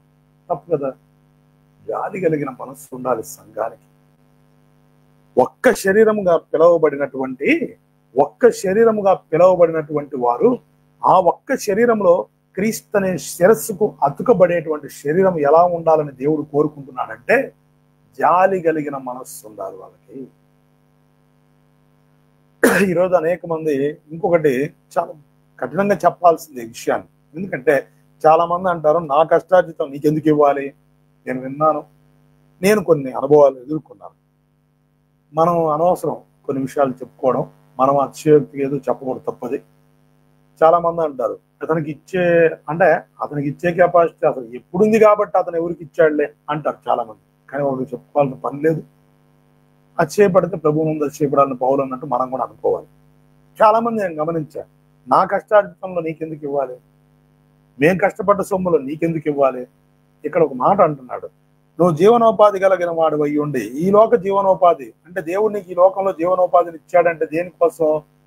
నువ్వు మేడలు కట్టుకోమని, మిద్దెలు కట్టుకోమని, నువ్వు బంగ్లాలు కట్టుకోమని, నీ ఇంటిని అలంకరించుకోమని, సింగారించుకోమని, నువ్వేదో గొప్పవాడిగా చలామని కమ్మని కానే కాదు. ఇదే అర్థం చేసుకోవాల్సిన విషయం. నిన్ను దేవుడు ఈ లోక ఉపాధి కలిగిన వ్యక్తిగా నిన్ను చేశాడు అంటే, ఈ లోకంలో జీవనోపాధి కలిగిన వాడుగా నువ్వు ఉన్నావు అంటే నువ్వేం చేయాలట? నీ తోటి సహోదరులను జ్ఞాపకం చేసుకోవాలి, బలహీనులను జ్ఞాపకం చేసుకోవాలి, కృంగిపోయిన వారిని జ్ఞాపకం చేసుకోవాలి, విధవరాలను జ్ఞాపకం చేసుకోవాలి, వేదలను జ్ఞాపకం చేసుకోవాలి, ఏమండి అనాథలను జ్ఞాపకం చేసుకోవాలి. సంఘమా ఇదంతా చెయ్యాలండి. అప్పుడు నువ్వు క్రీస్తు అనే శిరస్సుకు అతుకబడే శరీరంలో ఉండే దానవు. లేకపోతే నువ్వు రిజెక్ట్ అయిపోతావు. ఇది నేను చెప్పట్లా. జాలి కనికరం అనేవాడే లేనివాడు, జాలి కనికరం అనేది ఏమాత్రం లేకుండా ఉండే ఎవరు కూడా ఆ శిరస్సుతో అతుకబడడానికి అర్హత లేని వారని దేవుని వాక్యం సెలవిస్తుంది. ఈరోజు నిజంగా పక్క సహోదరుడు, ఇంటి పక్కనోడు, ఎదురుగున్నాడో, ఏమని క్రైస్తవుడే అవ్వాల్సిన అవసరం లేదు, అన్యుడైనా పర్లేదు, దేవుణ్ణి ఎరగని వ్యక్తి అయినా పర్లేదు, ఆడు బాధలో ఇబ్బందులో పడి కుమిలిపోతున్నాడు, నువ్వు ఒక స్థితిలో ఉన్నావు, నువ్వు ఒక స్థితిలో ఉన్నావు, నువ్వేం చేయాలి? చేతనైన చేయి మర్చిపో, నష్టం ఏం లేదు. ఈ మాట అంటే చాలా మందికి కోపాలు వస్తాయి. ఎందుకంటే ఇతను ఈ విధంగా చెబుతాడండి అని కొంతమంది అనుకుంటారు. కానీ అనుకున్న నష్టం లేదు. కానీ దేవుని వాక్యం నేను నాకు ప్రభువు ఇచ్చిన జ్ఞానం చొప్పున చెప్తున్నా. నీ నీ సొత్తేం కాదు. ఈ లోకంలో నువ్వేం తేలేదు, నువ్వేమి తీసుకుపోలేవు. దేవుడు శక్తిని ఇచ్చాడు, బలాన్ని ఇచ్చాడు, నీకు ఒక ఉపాధిని ఇచ్చాడు. ఆ ఉపాధి దేనికోసం? లోకంలో ఉన్నప్పుడైతే నీ కోసం, నీ కుటుంబం కోసం వడ్డీలకు ఇచ్చావు, చీటీ పాటలు వేసావు, రకరకాల చోట్ల నువ్వు వ్యాపారాల్లో పెట్టుబడులు పెట్టావు, నీ కోసం, నీ కుటుంబం కోసమే బతికావు. ఇప్పుడు క్రీస్తులో పుట్టావు, క్రీస్తుకు పూర్వం నుంచి క్రీస్తు శకంలోకి వచ్చావు. అంటే నీ జీవితం క్రీస్తుకు అప్పగించుకున్నావు. ఇప్పుడు నీ జీవితం దేనికోసం? బలహీనులను బలపరచడానికి, పేదలను ఆదుకోవడానికి, విధవరాలను ఆదుకోవడానికి, అనాథ పిల్లలను ఆదుకోవడానికి, ఆకలిలో ఉన్న వారికి ఇలా సహోదరులను మరి ఆదుకోవడానికి, వీటన్నిటి కోసం నువ్వు వెచ్చించాలి. అప్పుడు నీకు పరలోకంలో ఫలం ఉంటుంది. నీకు పరలోకంలో ఫలం కావాలంటే జాలిగల మనసు ఉంచుకో. లేదు ఇది నా కష్టం, నా కష్టార్జితం, నేను ఒకళ్ళ కోసం ఖర్చు చేయడం ఏంటి, అసలు నా కష్టం చేసుకెళ్ళి ఇంకొకరికి నేను ఇచ్చేది ఏంటి, ఇదంతా కరెక్టా అని నువ్వు అనుకుంటే యేసు ప్రభు అంటాడు, మరి నీ కోసం నేను ఎందుకు ప్రాణం పెట్టాలి అంటాడు. యేసుక్రీస్తుని ఎరిగిన తర్వాత నీ కోసం నువ్వు బ్రతకూడదు. ఇతరుల కోసం బ్రతికేదే దేవుని ప్రేమ, ఇతరుల కోసం బ్రతికేదే నువ్వు నీ కోసం బ్రతికితే అది మానవత్వం. ఏదో ఎవరికో సాయం చేస్తున్నానంటావు, నువ్వేదో నేను వాళ్ళకిచ్చే వీళ్ళకిచ్చానంటావు, కనపడ్డోడికి ఏదో 1 రూపాయి చేతిలో పెడతావు, ముష్టోడికి వేస్తావు, అది కూడా వాడు ఏదో బిచ్చగాడు లాగా ఇసిరి పడేస్తావు. నువ్వేం చేసింది ఏం లేదు, అది మానవత్వం. ఆ మనసు అనేది అది కామన్ గా ఉంటది. కానీ దైవత్వంలోకి మారాలనేది దేవుని ఆశ. ఒక శరీరంగా పిలువబడే వాళ్ళంతా దైవత్వపు పోలికల్లోకి రావాలి. అంటే అర్థం ఏంటంటే నీ కోసం ఇక నువ్వు బ్రతకూడదు, ఇతరుల కోసం బ్రతకాలి. ఇది దైవత్వం. కాబట్టి యేసు ప్రభు వారు సంఘాన్ని ఎలా ఉండాలని కోరుకుంటున్నాడు? ఇప్పుడు ఆలోచించండి. సోదరులారా, జాగ్రత్తగా ఆలోచించాలి. జాలి కలిగిన మనస్సుగా ఉండాలి. జాలి కలిగిన మనసు సంఘానికి ఉండాలి. యేసుక్రీస్తు వారి శరీరంగా అతుకబడే అనుభవంలోకి వెళ్ళాలంటే నువ్వు రిజెక్ట్ అవ్వకూడదంటే జాలి చూపించేటువంటి మనస్సు కావాలి నీకు. అలాగంటే నేను అంతా పోగొట్టుకోవాలా, లేకపోతే చాలా మంది ఉంటది, ఇంకా చాలా రకరకాల డౌట్లు వస్తాయి. వాటన్నిటికీ మనము ఆన్సర్ ఇవ్వాలంటే సరిపోదు. నేను అనేది ఏంటంటే దేవుని వాక్యం చెప్తున్నది ఏంటంటే నీవు మేలైనది ఏదో చేయి, మేలైనది ఏదో చేసి నీ హృదయంలో ద్వేషించి మాకు అవతల వారు బాగుపడాలని కోరుకో. నువ్వు ఎప్పుడైతే ఆ విధంగా కోరుకొని నిస్వార్థంతో నువ్వు మేలు చేసి, ఒకవేళ నువ్వు మేలు చేసి బాధపడినాది మంచికే అంటున్నాడు దేవుడు. కానీ ఎదుటివాడిని పీడించి పిప్పి చేసి వాడి మీద ద్వేషం పెంచుకొని ఎగతాళిగా చూసి ఇంకా వాడు అంతేనండి, వాడి జీవితం అంతేనండి, వాళ్ళు అంతేనండి అని నువ్వు ఇలాగే నీ హృదయంలో ద్వేషం పెంచుకుంటూ నువ్వు ఈ విధంగా ఉన్నావంటే లోకస్తుడికి నీకు తేడా ఉండదు. సోదరుడా, అగ్నిలో నుండి కొందరిని లాగినట్టు లాగాలి. ఓపికతో కరుణించాలి, ఓపికతో కరుణ చూపాలి, ఓపికతో సహించాలి, భరించాలి. ఒక వ్యక్తిని మంచి దారిలోకి, ఒక వ్యక్తిని గోతిలో నుంచి బయటికి తెచ్చేంత వరకు కూడా సహించాలి. రేపు ఆ వ్యక్తి ద్వారా దేవుడు గొప్ప పరిచర్య చేపిస్తాడేమో, రేపు ఆ వ్యక్తిని దేవుడు ఒక గొప్ప స్థానంలో ఉంచుతాడేమో, ఆ రోజు నీకు సహాయపడే వ్యక్తిగా దేవుడు తను ఉంచుతాడేమో. ఇలాంటివన్నీ నేర్చుకోవాలి. భేదాలు పెట్టుకొని, ఒకరి మీద ఒకరు ద్వేషాలు పెట్టుకొని ఎవరికి పడదు. వాక్యం చెబుతున్న సేవకుడికి విశ్వాసుల మీద ద్వేషం, ఇక్కడ కూర్చొని వెంటనే విశ్వాసులకు సేవకుడి మీద ద్వేషం. ఎవరు ప్రేమ అనేది లేకుండా నటించుకుంటూ బ్రతుకుతూ మేమందరము యేసు ప్రభు వారి రక్తంతో కొనబడ్డాం, మేమందరము రేపు యేసు ప్రభు వారితో వెళ్తామంటే ఇది మోసం కాదా? మీకు మీరు మోసపుచ్చుకోవడం కాదు. దేవుడి చేత పిలువబడిన వారు, ఏర్పరచబడిన వారు, పరిశుద్ధులుగా ప్రియమైన వారికి తగినట్టుగా జాలి గల మనస్సు ధరించుకోవాలి. ఏముండాలట? జాలి ఉండాలి. చాలా మంది చూడండి, ఒక ప్రార్థన చేస్తారంటే చాలా విషయాలు, దగ్గరగా 19-20 విషయాలు దాకా, వాటన్నిటిని చెప్పుకుంటూ పోవాలంటే ఒక్క మెసేజ్ సరిపోదు. అందుకోసమే ఒక్కొక్క విషయాన్ని మనం ధ్యానించుకుందాం. కొంతమంది అంటారు, ఏమంటారంటే ప్రార్థన చేస్తారు ఏంటంటే, ప్రభువా మేము తృప్తిగా భోజనం చేస్తున్నాం ప్రభువా, మా ఆకలి తీర్చావు ప్రభువా, పేదవారిని జ్ఞాపకం చేసుకో ప్రభువా అంటే యేసు ప్రభువారు అంటారు, పేదలను కనుకరించేవాడు ధన్యుడు అంటున్నారు. అంటే అర్థం ఏంటి?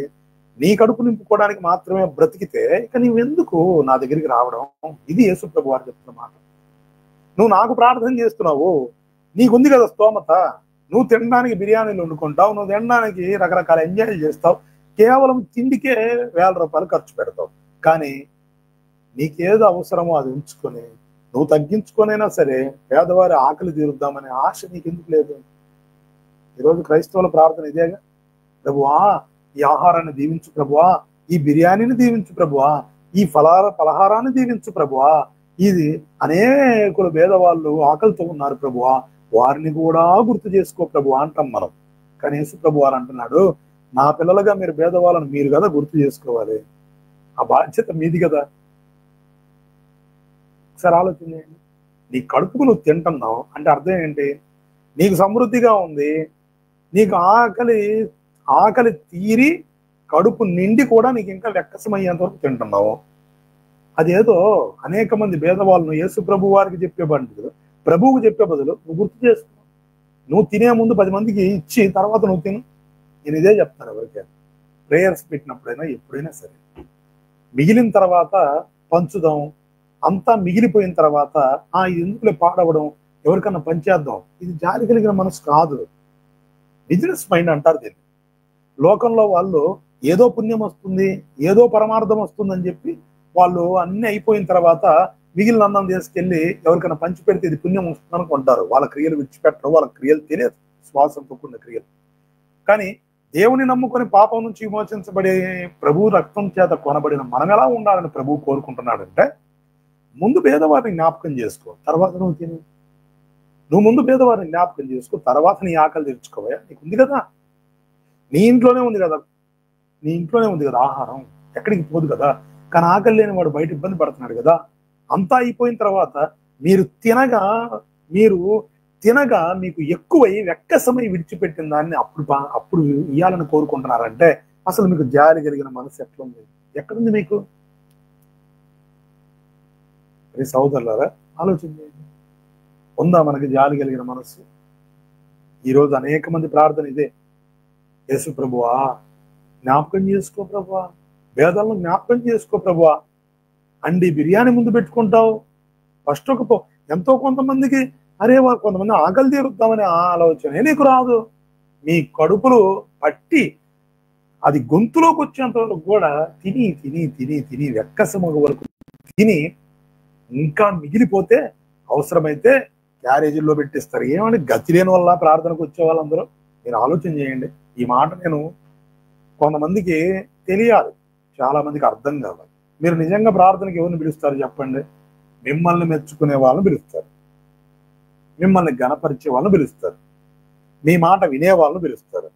ఆహా ఓహో ఎంత గ్రాండ్ గా చేశారండి ఈ యొక్క కూడిక, వాళ్ళ భోజనాలు సూపర్గా ఉన్నాయండి, బిర్యానీ అదిరిపోయిందండి, ఇలా మనల్ని మెచ్చుకోవాలి. రెండోసారి వాళ్ళు మనల్ని పిలవాలి, మనం వాళ్ళని పిలిచినట్టుగా వాళ్ళు మనల్ని పిలిచే స్తోమత కలిగిన వాళ్ళని మనం పిలుస్తాం. నిజంగా ఆలోచన చేయండి, ఇదే కదా జాలిగిన మనసు అంటే, ఇదేనా? కానీ మనం ఎవరైనా జ్ఞాపకం చేసుకుంటామా? పొరపాటును కూడా జ్ఞాపకం చేసుకుంటాం. అసలు ప్రార్థన పెడితే ఎవరిని పిలవాలి వాస్తవంగా? ఏమంటే వచ్చే వాళ్ళకి ఎవరికి కుంపల్లో కూడున్నదా? ఉంటుంది. మళ్ళీ వీళ్ళందరంట కొంతమంది అంటారు, బ్రదర్ మీరు ఇస్తారు, మీరు ఇవ్వద్దు. భక్తి, మీ భక్తి ఏమవుతుందో తెలియదు, కానీ జాలి కలిగిన మనసు ఇది కాదు. ప్రభు అంటాడు, మీరు విందుకు కూర్చున్నప్పుడు, మీరు విందు చేయనప్పుడు కుంటివారిని అందరినీ తీసుకొచ్చి కూర్చోబెట్టి వాళ్ళకి పెట్టండి అంటాడు. ముందు వాళ్ళకి పెట్టండి అంటాడు. పోనీ ఇంటికి పిలిచొద్దులే, మీ స్తోమత తగ్గిపోతుంది. ఇంట్లోకి రానివద్దులే, ఒకవేళ మీకు ఘనతలు పోతాయి మళ్ళీ, ఎందుకంటే వాళ్ళు అడుక్కునే వాళ్ళుగా భావిస్తారు మీరు. పోనీ వాళ్ళ దగ్గరికన్నా వెళ్ళి మీ జాలిగని మనస్సును చాటుకోవచ్చుగా. ఇది ఉండదు. తిరిగి మిమ్మల్ని మర్యాద చేసే వాళ్ళని పిలుస్తారు మీరు, తిరిగి మీకు ఇవ్వగలిగిన శక్తి కలిగిన వాళ్ళనే పిలుస్తారు. అలాంటి వాళ్ళని పిలిచి అండీలు ముందు పెట్టుకొని ప్రార్థన చేసి తిని తృప్తి పొంది బ్రేవమని తేపుకుంటా, మళ్ళీ ఇది కూడా సరిపోక వచ్చిన వాళ్ళందరికీ అమ్మగారులు క్యారేజీలో పెట్టి పంపిస్తూ ఉంటారు. ఎంత సిగ్గులేని జీవితం ఉండేది, బాధ కదా. ఇళ్లలో బతుకు ఒక మాట అంటే తప్పుగా అనుకోవాకండి, మన బ్రతుకును దేవుడు మంచిగానే ఉంచాడు కదా, ప్రభు మంచి జీవితం ఇచ్చాడు కదా. క్యారేజీల్లో పెట్టుకొని పోకపోతే నష్టం ఏమొచ్చింది? ఇంకా దరిద్రమైన ఆలోచన ఏంటంటే, ఇంకా కక్కుర్తి కలిగిన ఆలోచన ఏంటంటే, ఫ్రిడ్జ్లో పెట్టుకొని ఉదయం పూట తింటారు. లేదంటే ఉదయం లేయగానే ముందు ముఖం కడిగి ఆ పలావు ప్లేట్లో వేసుకొని ఆ మిగిలిపోయిన చికెన్ అంతా వేసుకొని ఎక్కడ మళ్ళా మధ్యాహ్నానికి పాడవుతుందో అని చెప్పి కక్కుర్తిగా తింటారు. ఇదంతా జాలి కలిగిన మనస్సు. ఎవరు గుర్తు చేసుకోవాలి పేదల్ని? ఏమండి, ఎవరు గుర్తు చేసుకోవాలి పేదల్ని? ఎవరు? యేసు ప్రభు వారు గుర్తు చేసుకోవాలా? లేకపోతే ఆయన చేత ఏర్పరచబడిన వారమైన మనము, ఆయన శరీరముగా అతకబడవలసిన మనము శిరస్సును అనేకులకు ఆ శిరస్సును చూపించాల్సిన శరీరమా గుర్తు చేసుకోవాల్సింది యేసు ప్రభు వారా? ప్రార్థనలు మార్చండి సహోదరులారా, దయచేసి ఇప్పటి నుంచన్నా ఆ ప్రార్థనలు మార్చండి దయచేసి. మార్చి ముందు పేదలకు ఇవ్వడం నేర్చుకోండి, తర్వాత కడుపులు నింపుకోండి. ఇంకా క్రిస్మస్ వస్తుంది కదా, అంటే క్రిస్మస్ అనేది మనుషులు పెట్టుకున్న ఒక కట్టడ, దాని గురించి పెద్దగా వివరించేది ఏమి లేదు. కానీ ఈ క్రిస్మస్ పేరుతో ఒకరిళ్ళకు ఒకరు పోయి, ఒకరి కొంపల మీద ఒకరు బడి, ఎక్కడ లేని ప్రేమలు, ఎక్కడ లేని ఆప్యాయతలు, ఎక్కడ లేని అభిమానాలు ఇప్పుడు కూడా వీళ్ళే ఖర్చుకొని భక్షించుకుంటారు. ఇంకెప్పుడు పేదలను జ్ఞాపకం చేసుకుంటారు? ఇప్పటి నుంచే బట్టలు కొంటూ ఉంటారు. నేను చాలా సార్లు అంటాను, చాలా మందితో చెప్పాను, మీరు షాపింగ్ చేయండి. సరే, సంవత్సరం అంతా దరిద్రులాగా మీరేం బతకట్లేదుగా, సంవత్సరం అంతా బట్టలు లేని వాళ్ళలాగా మీరు బతకట్లేదుగా, ఏ చినిగిపోయిన బట్టలు వేసుకొని బతకట్లేదు కదా. సంవత్సరం అంతా షాపింగ్లు చేస్తారు. ఏ కొత్త షాప్ ఓపెన్ అవుతే దానికి వెళ్ళి బట్టలు కొనుక్కుంటారు.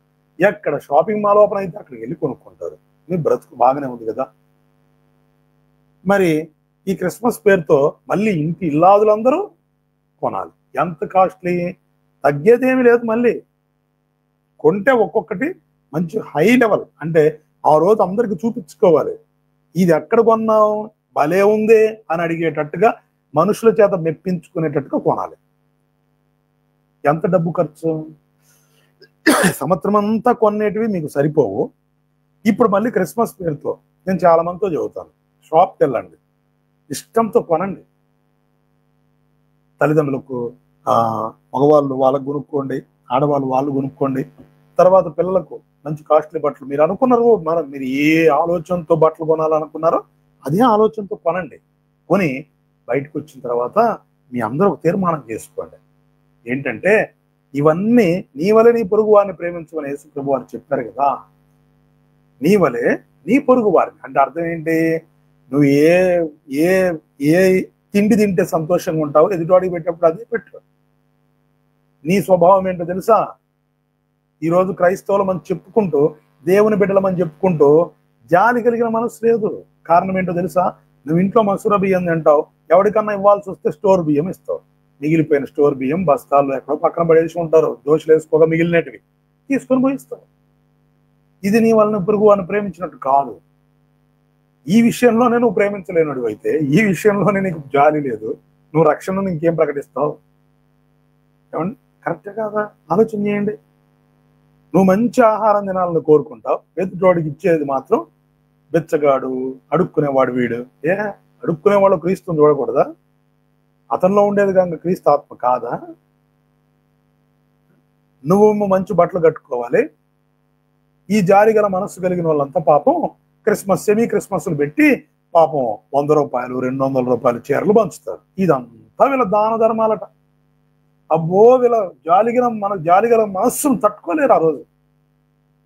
ఆలోచన చేయండి. అంటే నువ్వు అంత చిన్న చూపు చూస్తావు మిగతా వాళ్ళని, అంటే వాళ్ళందరూ అంత పనికిరాని వాళ్ళు, మీరొక్కళ్ళు మాత్రమే అంత దయగలిగిన వాళ్ళు. పాపం వాళ్ళందరూ అంత తక్కువ ఉన్న వాళ్ళు, నువ్వు ఒక్కడు ఎక్కువ స్థాయిలో ఉన్నవాడు. ఏమండి, ఆలోచన చేయండి. దేవుడు అది కాదే కోరుకుంది. ఇష్టంగా కొనండి, లోపలికి వెళ్ళి మంచిగా ఏదైతే మీ మైండ్లో ఉందో మొత్తం కొనండి. బయటకు వచ్చి తీర్మానం చేసుకోండి. ఏంటో తెలుసా? నీ వలె నీ పొరుగు వారిని ప్రేమించమన్నాడు. సంవత్సరం అంతా ప్రేమించలేకపోయాము, ఈ ఒక్కసారైనా క్రియల్లో చూపిద్దాం విశ్వాసాన్ని. దేవుని ప్రేమను చాటుదాం. ఇవన్నీ తీసుకెళ్ళి ఇదిగో నాకు సరిపోయింది, నేను నాకు సరిపోయిన వ్యక్తికి ఇస్తాను, పాపం వాళ్ళకి ఇచ్చేద్దాం పేదలకి. ఇదిగో నాకు సరిపోయింది, ఇదిగో ఈ చీర, ఇదంతా కూడా నాకు ఎవరికైతే ఇబ్బందుల్లో వాళ్ళు చీర కూడా సరిగ్గా లేదో వాళ్ళను వెతికి వాళ్ళకి ఇచ్చేద్దాం. తల్లిదండ్రులు పిల్లలు కూడా ఇట్లా అనాలి, డాడీ మమ్మీ మాకు ఇదిగో ఈ బట్టలు పిల్లలకి ఎవరికైతే లేవో వాళ్ళకి ఇచ్చేద్దాం. ఇలా క్రైస్తవులంతా ఒక్కసారి మనసు పెట్టి ఆలోచిస్తే నిజంగా క్రీస్తు ప్రేమను చాటి విశ్వాసంతో క్రియలను చూపించిన వారం అవుతుంది. ఎంత మందికి ప్రేమను చాటచ్చండి. కేకులు కోసుకొని మూతలకు రాసుకొని ఒకరింట్లోకి పోయి ఒకరు కౌగలించుకొని, అబ్బో అసలు మామూలు విషయం కాదు. ఎంత ప్రేమలు, ఎంత ఆప్యాయతలు. పాలు బిర్యానీ చేసి వీళ్ళను పిలిచి, వీళ్ళను బిర్యానీ చేసి వాళ్ళను పిలిచి, రోజుకు ఒక సెమీ క్రిస్మస్, వీధికి ఒక సెమీ క్రిస్మస్, కేకులు కోసుకొని భోజనాలు పెట్టుకొని, అరే నాయన ఇదంతా దేవుడు సంతోషిస్తున్నాడా? ఇంతకు ప్రభు సంతోషించే విధానమేనా ఇది? ప్రభు దుఃఖపడుతున్నాడు. జాలి లేనటువంటి కఠిన హృదయుల్లారా అంటున్నాడు ప్రభు. నీ తోటి వారిలో, నీ ఇరుగు పొరుగు వారు ఎంత మంది అండి పేదవాళ్ళు ఉండేది. పాపం సరైన బట్టలు లేక చినిగిపోయిన వాటితో పిల్లలు బయటకు వస్తే వాళ్ళు ఎంత మంది అండి. నాతో రండి, నేను చూపిస్తాను ఎంతమంది గుడారాలు వేసుకొని ఉన్నారు. పాపం మనసు రాదు, అలాంటి వాళ్ళ దగ్గరికి పోలేము. ఎందుకంటే మనకు నామోషి. ఎందుకంటే అలాంటి వాళ్ళ దగ్గరికి వెళితే మన కుర్చీలు వేయరు, అలాంటి వాళ్ళ దగ్గరికి వెళ్తే మనల్ని గణపరచరు, అలాంటి వాళ్ళకి ఇస్తే 10 మందికి చెప్పరు. వాళ్ళు దేవుడికి కృతజ్ఞతలు చెప్పుకుంటారు, అయ్యా దేవా అని. తెలియదు పాపం వాళ్ళకి, దేవుడిని స్తుతిస్తారు. అదే నువ్వు బాగా నీకు తెలిసిన వాళ్ళకి ఇస్తేనో ఇలాంటి వాళ్ళకి ఇస్తే సంఘంలో చెబుతారు, బయట చెప్తారు, నీ గురించి ప్రచారం చేస్తారు. ఇది కదా కోరుకునే సంఘం నేడు. యేసు ప్రభువు చేత కొనబడిన సంఘమని చెప్పుకుంటూ, యేసు క్రీస్తుని ఎరిగామని చెప్పుకుంటూ, మేము దేవుని చేత ఏర్పరచబడిన వారమని చెప్పుకుంటూ, అబ్బో మేము పరిశుద్ధులమని చెప్పుకుంటూ, మేము యేసు క్రీస్తుకు శరీరంగా అతుకుపడేవారమని చెప్పుకుంటూ, ఇలాంటి గుణాలు కలిగి, ఇంత దుర్గుణాలు కలిగి మాకంతా తెలుసు, మేము రేపు యేసు ప్రభు రాగానే కడబూరం మోగగానే కనురెప్ప పాటలో పైకి ఎగిరిపోతామంటే నిజంగా మీరు శరీరంగా అతకబడతారా? ఆలోచించండి. ఎంత దురదృష్టకరం అండి. జాలి లేని మనస్సులు నేడు ఉన్నాయండి. ఏమాత్రము ఎదుటి వాడి పట్ల జాలి అనేది లేదు. ఇలా చెప్పుకుంటూ పోతే ఏ విషయంలో జాలి కలిగిన మనస్సు ఉందో చెప్పండి. క్రిస్మస్ అని అరుస్తారు, కేకలు పెడతారు, కేకులు కోసుకుంటారు, మూతులకు రాసుకుంటారు, డబ్బంతా ఖర్చు పెడతారు, పనికి మాలిన వాటన్నిటికీ డబ్బు ఖర్చు పెడతారు, అన్నీ చేస్తారు.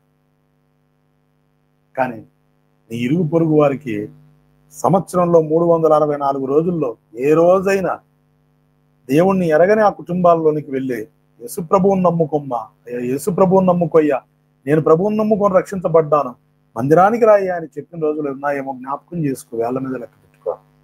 ఎక్కడో తక్కువ మంది ఉన్నారు అలాంటి వాళ్ళు ఇలాంటి అడావుళ్ళు చేయరు. ప్రియ సహోదరా, సహోదరి, నువ్వు రక్షణను ప్రకటించవు, భేదవారిని సహాయం చేయలేవు, దరిద్రులను ఆదుకోలేవు, ఏ ఒక్కరికి నువ్వు సహాయకరంగా ఉండవు. పైపెచ్చు నేను క్రీస్తు శరీరంలో అతుకుపడతాను, రేపు యేసు ప్రభు రాగానే నేను ఆయనతో ఎగిరిపోతాను. ఇవన్నీ ఎలా ఉంటాయి? ఓవర్ యాక్షన్ అనరా? రిజెక్టెడ్ పీపుల్స్ గా ఉండి ఏమండి రిజెక్టెడ్ అయ్యే పీపుల్స్ గా మీరు ఉన్నారో, లేకపోతే అతుకుబడే పీపుల్ గా ఉన్నారో ఆలోచన చేసుకోవాలి. పరీక్షించుకోవడానికే ఎంత దినాల్లో వాక్యము ఖడ్గంలాగా పనిచేయాలి. 2 అంచుల కాడి కంటే బలమైన ఖడ్గం, వాడి కంటే బలమైన ఖడ్గం, ప్రాణాత్మ మూలుగు శరీరాలను చీల్చి లోపల వాళ్ళకి ఏముందో దాన్ని వాళ్ళకి అగుపడేటట్టుగా చేసేది దేవుని వాక్యం. ఇలా చెప్తే వాళ్ళని చెప్పనిస్తున్నారా? ఊర్లు మూస్తున్నారు. ఇంకా కొంతమంది సహోదరులు ఉన్నారు, అసలు వాళ్ళు సేవకులే కాదంటారు. అతను సేవకుడే కాదండి, అసలు వాళ్ళు పిలవకూడదండి, వాళ్ళకేమొచ్చండి ఇది, అసలు వాళ్ళకి దేవుడు బైబిలే సరిగ్గా తెలియదు అంటారు. ఒక్క జాలి కలిగిన మనస్సు గురించి మాట్లాడడానికి గంట మెసేజ్ సరిపోవట్లేదు. ఇంకా చాలా ఉన్నాయి. ఏ విషయాల్లో జాలి లేకుండా బ్రతుకుతున్నామో ఒక్కొక్కటి విడమర్చి చెబితే గుండెలు బాదుకొని ఆడవాలి. అసలు మనం పరలోకానికి అర్హులమా కాదా అని తేలిపోద్ది ఇక్కడే. శరీరంగా పిలువబడ్డాడు, ఆ శరీరంలో మనం ఉన్నామా? అందుకే ఇరుగుదారమున పోరాడుడి, అందులో ప్రవేశింప చూసేవారు అనేక మంది, కానీ అందులోకి ప్రవేశించేవారు కొద్ది మంది. ఆ కొద్ది మందిలో నువ్వు ఉన్నావో లేదో టెస్ట్ చేసుకోవాలి ప్రియ సహోదరులారా. ఎందుకంటే అన్ని అడ్డం వస్తాయి. నువ్వు నువ్వు ఏం చెయ్యాలన్నా సరే నీకు అడ్డు తగులుతానే ఉంటాయి. ప్రేమతో చేయలేవు. కారణం ఏంటంటే నువ్వు ఈ లోకంలో ఆశలు పెంచుకుంటున్నావు. యేసు ప్రభు వారు నాకు తెలుసు అని చెప్పుకుంటూ, నేను సంఘంలో ఉన్నానని చెప్పుకుంటూనే నువ్వు చివరికి ప్రభువు నుంచి దూరంగా ఉంటున్నావు. చూడండి, ఎదుటి వారిని ద్వేషిస్తావు, ఏ సహాయం చేసే మనసు ఉండదు. ఒకవేళ సహాయం చేసినా కుళ్ళుకుంటావు, లోపల ద్వేషం చూపిస్తుంటావు. సమయం దొరికినప్పుడు మాటలతో, సూటిపోటి మాటలతో ద్వేషిస్తావు. ఇరుగు పొరుగు వారందరికీ ప్రచారం చేస్తావు. ఇలాంటి ఒకరి మీద ఒకరికి ఇన్ని ద్వేషాలు, ఇంత పగలు పెట్టుకొని పక్కనున్న వాళ్ళకే నచ్చదు. రక్షణను ప్రకటించవు, స్వార్థ చేయవు, పేదలకు సహాయం చేయలేవు. ఇతరుల కోసం బ్రతకడమే ఇంతవరకు నేర్చుకునే స్థితి. ఇలాంటిది ఒక శరీరంలో ఎలా అతుకబడాలి? శిరస్సు పరిశుద్ధుడు, ఆయన ప్రేమ కలిగిన వాడు, ప్రాణమే పెట్టాడు. అటువంటి ఆయనతో అతుకబడాలంటే మరి నీకెట్లాంటి మనసు ఉండాలంటే, జాలి కలిగిన మనసు ఉందా? పరీక్షించు. కరోనా టైంలో క్రైస్తవులేనండి, కరోనా టైంలో ఇంటి బాడిగలు కట్టలేదని రోడ్ల మీదకి పంపించిన వాళ్ళు ఉన్నారు. ఇళ్లకు తాళాలు వేసిన వాళ్ళు ఉన్నారు. చాలా మంది గొడవలు పెట్టుకొని మనశ్శాంతి లేకుండా చేసిన వాళ్ళు ఉన్నారు. నిజం. మళ్ళీ వాళ్ళు పరిశుద్ధంగా బతుకుతున్నట్టు నటిస్తారు, వేషధారులు. ఆదివారం వస్తే చర్చికి వెళ్ళి ఇక భక్తి అంతా అదే, భక్తి పొరలం మేమని చెప్పుకునే వాళ్ళు. కానీ కరోనా టైంలో లోకంలో వారి సంగతి తర్వాత సంగతి. క్రైస్తవులమైన మనము క్రైస్తవులుగా ఉండి 2-3 ఇల్లులు 4 ఇల్లులు ఉండి అందులో బాడెక్కిచ్చావు, నీకు బాగానే పుష్కలంగా ఉంది. ఆ బాడెక్కున్నోడు పాపం పేదోడు, బయటికి వెళ్ళలేని పరిస్థితి, లాక్డౌన్ పేరుతో లోపల కూర్చోబెట్టాల్సిన పరిస్థితి వచ్చింది. అలాంటి స్థితిలో తిన్నాడో ఉన్నాడో అవసరమైతే పోషించడానికి సిద్ధపడాలి. ఇది క్రీస్తు మనస్సు. కానీ దరిద్రం ఏంటంటే సూటిపోటి మాటలతోటి హృదయాలు గాయపరిచిన వాళ్ళు ఉన్నారండి చాలా మంది. సిగ్గుండాలి ఇలాంటి వాళ్ళకి, సిగ్గుండాలి. నిజం, సిగ్గు తెచ్చుకోమని బైబిల్ చెప్తుంది. నీకు జాలి కలిగిన మనస్సే లేదు నీ బ్రతుక్కి, పైపెచ్చు నేను యేసు ప్రభువులో అతుకుపడతాను, రేపు సంఘంలో ఎగిరిపోతాను. ఇవన్నీ ఎందుకు? ఎవరికి వారు పరీక్షించుకోండి. గద్దిస్తే ఒప్పుకోవు, ద్వేషిస్తావు. నీకు మంచి చెప్తే ఒప్పుకోవు, ద్వేషిస్తావు. సరి చేసుకోమంటే ద్వేషిస్తావు. ఇలా ప్రతి ఒక్క విషయంలో నువ్వు పగ పెంచుకుంటూ, ద్వేషాలు పెంచుకుంటూ, ఎదుటి వారి మీద ప్రేమే లేకుండా బ్రతుకుతూ, కనికరం అనేది లేకుండా, జాలి అనేది లేకుండా, నీ స్వార్థం నువ్వు చూసుకుంటూ, నీ కడుపు నువ్వు చూసుకుంటూ, విలాసాలు ఎంజాయ్ చేసుకుంటూ, నీ కంఫర్ట్ జోన్ విడిచిపెట్టకుండా, నీకు అన్ని సమకూర్చబడాలి, నువ్వు దాంట్లో నుంచి బయటికి రాకూడదు. నీకు ఏది లేకపోయినా నువ్వు బ్రతకలేవు. పైపెచ్చు అలా నువ్వు జాలి కలిగిన మనస్సు అంటావు. సంగమా, ఆలోచన చేయండి. నిజంగా మనలో జాలి కలిగిన మనస్సు ఉందా? దేవుని చేత ఏర్పరచబడిన వారమేనా మనం? పరిశుద్ధులుగా బ్రతుకుతున్నామా? ప్రియమైన వారిగా ఉన్నామా? మనం ఒక్క శరీరముగా ఆయనతో అతుకబడే అర్హత మనకు, ఆ శరీరంలో ఉండే అర్హత మనకుందా? రేపు మనము ప్రభువు వచ్చినప్పుడు ఎగిరిపోయే అనుభవం మనకుందా? అసలు మనం రిజెక్టెడ్ పీపులా, లేకపోతే ఎవరండి ప్రమోటెడా? ఆలోచన చేయండి. ఏమీ తెలియకుండా వాక్యం ఏదో అనుకూలంగా మార్చుకొని, సేవకులు అనుకూలంగా చెప్తున్నారు, విశ్వాసులు అనుకూలంగా మార్చుకుంటున్నారు. ఎదుటి వారిని మెప్పించడానికి, ఎదుటి వారిని భ్రమపరచడానికి, తమ ఘనత కోసం, తమ మెప్పు కోసం, అందరి చేత ఘనత పొందాలి, మెప్పు పొందాలని ప్రాకులాడి ఎదుటి వారిని ఏం చేయడానికి పూనుకుంటున్నారో అసలు అర్థం కావట్లా. పరీక్షించుకుందాం. అసలు జాలి కలిగిన మనస్సు మనకుందా? నీ వల్ల నీ పొరుగు వారిని ప్రేమించడం అంటే అర్థం తెలియదు ఇంతవరకు ఎవరికే. కానీ 100లో 95% మందికి నీ వల్ల నీ పొరుగు వారిని ప్రేమించడం అంటే అర్థం తెలియదు. పోగొట్టుకోవయా నీకున్నది. అవసరమైతే పరలోకంలో ఫలం ఉంటుంది, పోగొట్టుకో. యేసు ప్రభు వారు ప్రాణమే పోగొట్టుకున్నాడు. నీకు దేవుడిచ్చిన శక్తి, దేవుడిచ్చినటువంటి వ్యాపారం, దేవుడిచ్చిన ఉద్యోగం దేవుడిచ్చింది. నీకు ఆయుష్ దేవుడిచ్చి, బలము దేవుడిచ్చి, నువ్వు ఇతరుల కోసం బ్రతికితే పరలోకంలో నీకు చోటు ఉంటుంది. అంతేగాని అలా కాకుండా ప్రియ సహోదరులారా, సహోదరునిలారా, మీ స్వార్థం మీరు చూసుకొని మీకున్నది సరిపోక ఇంకా వెక్కసమై నా ప్రాణమా తినుమా తాగుము సుఖించుము అంటే ప్రభు అంటాడు, ఈ రాత్రిని ప్రాణం అడుగుతున్నారు, అదంతా ఎవరి దగ్గరు అంటాడు. దయచేసి జాలి కలిగిన మనస్సును ధరించుకోవాలండి మనందరము. యోబు వలె ఆయన జాలి కలిగిన వాడని రాయబడి ఉంది. సహోదరులారా, జాలి కలిగిన మనస్సు. ఎదుటివాడు కృంగిపోతున్నప్పుడు జాలి చూపించాలండి. ఇంకా నాశనం చేయడానికి చూడకూడదు, ఇంకా కృంగుబాట్లోకి తీసుకెళ్ళకూడదు. నీ చేత అయితే చీపట్టుకొని లేవనెత్తు, దాని ఫలం ఖచ్చితంగా ఒకరోజు దేవుడు చూపిస్తాడు. పరలోకంలో నీకు గొప్ప బహుమానం ఉంటుంది. రేపు ఆ వ్యక్తి మంచి స్థితిలో దేవుడు ఒకవేళ ఉంచితే మర్చిపోతాడా? ఒకవేళ మర్చిపోని మానవులు కాబట్టి నష్టమేముంది? యోసేపు అలా అయితే నేరం మోపాలి, పానదాయకుడి మీద నేరం మోపాలి. ఎందుకు? నీకు నేను మంచి చేశాను కదా, నీకు గుండె ధైర్యాన్ని ఇచ్చాను, నీ కలవరపాటుని తొలగించాను కదా, నీకు చెప్పి నువ్వు అధికారం తీసుకున్నావు కదా, నన్నెందుకంటే కాదు. యోసేపు అనుకున్నాడు ఒకటే, మనుషులను నమ్మడం అనేది వ్యర్థం, నాకు దేవుడు బహుమానాన్ని ఇస్తాడు అనుకున్నాడు. సహాయం చేసి మౌనంగా ఉన్నాడు. రానే వచ్చింది ఒక రోజు కనుక అదే పానదాయకుడి ద్వారా దేవుడు కార్యం చేశాడండి. ప్రధానమంత్రి అయ్యాడు యోసేపు.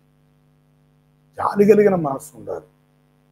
అంతేగాని ప్రచారాలు చేసే మనస్సు, వెనక పక్క గొయ్యి తీసే మనస్సు, క్రూరత్వం కలిగిన మనస్సు, పీడించే మనస్సు, ఏమాత్రం ప్రేమ లేకుండా బ్రతుకుతూ మేము క్రైస్తవులం, మేము సంఘంలో ఉన్నాం, మేము యేసు ప్రభు రక్తంతో కొనబడ్డాం, మాకు అన్నీ తెలుసు, మాకు ఒకరు చెప్పాల్సిన పని లేదంటే నీ కర్మను అనుభవించి ఎవరేం చేయలేదు.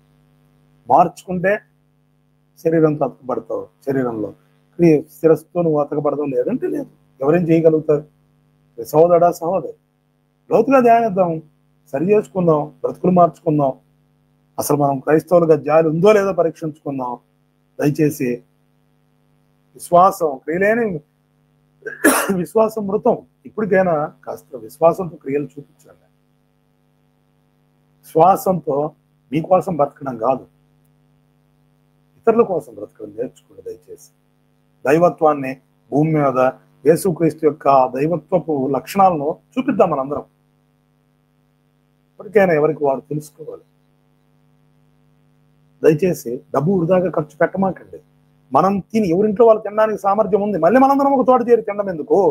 సిగ్గులేని జీవితాలు అంటాను నేను. ఒకటే మాట, ఎవరింట్లో వాళ్ళు తినడానికి అర్హత ఉంది, వీలైతే ఎవరికి తోచిందో వాళ్ళు తీసుకురండి, లేని వాళ్ళకు పంచుదాం. అంతేగాని కడుపు నిండినా ఇంకా కడుపు నింపుకోవాలి, ఇంకా ఏదో కావాలి, ఇంకా తృప్తి లేని జీవితం అంటే దాన్ని బైబిల్ అంటుంది తిండికి ఆతురపడే కుక్కలు అని దేవుని వాక్యం అంటుంది. కాబట్టి దయచేసి ఈ అంత్య దినాల్లో దయచేసి ఫలాన్ని పోగేసుకోండి.